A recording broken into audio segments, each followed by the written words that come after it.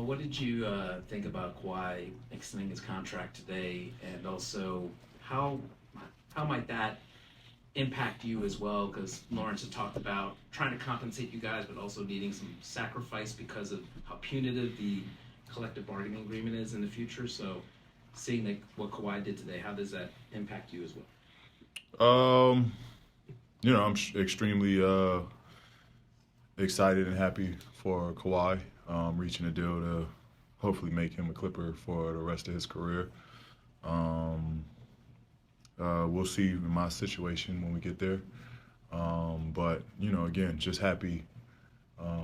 They got the deal done on his end. I know he wants to stay here, myself as well. When my time comes, we'll be ready for those conversations as well. And P, speaking about Kawhi, I was listening to your podcast and you were mentioning Kawhi being a lifeline. I think it was after the Pelicans game. You were talking to your boys. You said him being a lifeline. When he's playing well like that, and let's say you're not shooting the ball so well, do you feel pressed and like, man, I have to kind of keep my end of the bargain when you're not playing well or you don't start the game off well? Do you feel pressed or like stressed out to try to match his intensity on the other offensive end? No, I mean basketball is either you make it or miss it. I don't ever put too much in it. Of course, on court you want to make shots, but I don't put too much in it. It's a long game. I always tell myself it's a long game, regardless of how I start the game off or how I finish.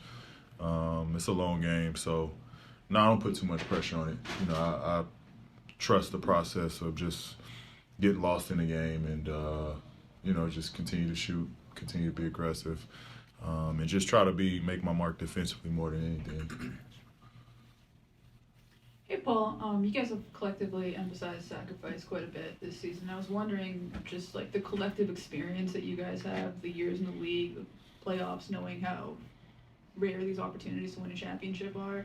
Has that been a motivating factor for you guys? Of just trying to get to the playoffs, or No, I don't quite understand. buying into the system and thinking about the long game. Yeah, I mean, this is you put it all into perspective and you see the big picture. We've all have been accomplished in our career at this point, other than Kawhi and Norm, I guess, on the roster.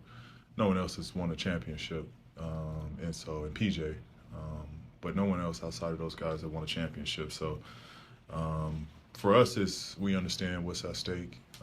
Sacrifices comes to, we just want to win. We don't care what it looks like, how it looks. As long as it's a W, everybody's satisfied.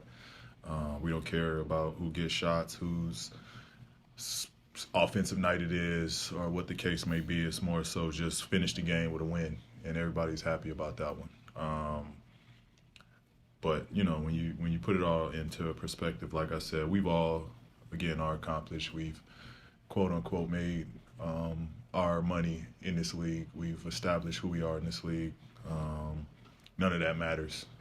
At the end of the day, it's just how can we come together on a nightly basis to get a win. Well, Kawhi was saying that you had a conversation with you and James, especially guys who have an option for agency coming up. What is obviously more of a representation thing, but what's your level of optimism that an extension could be reached? Maybe this, was Kawhi maybe the first stepping stone domino to kind of fall in that kind of happening? Yeah, I mean, absolutely. You secure and lock in Kawhi. Definitely leaves the door open for myself. But very, very optimistic that something will get done on my behalf as well.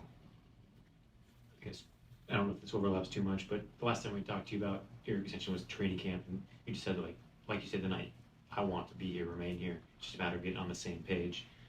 3-4 months later, is there any update on just how aligned being or close to being on that same page you guys are to get something done?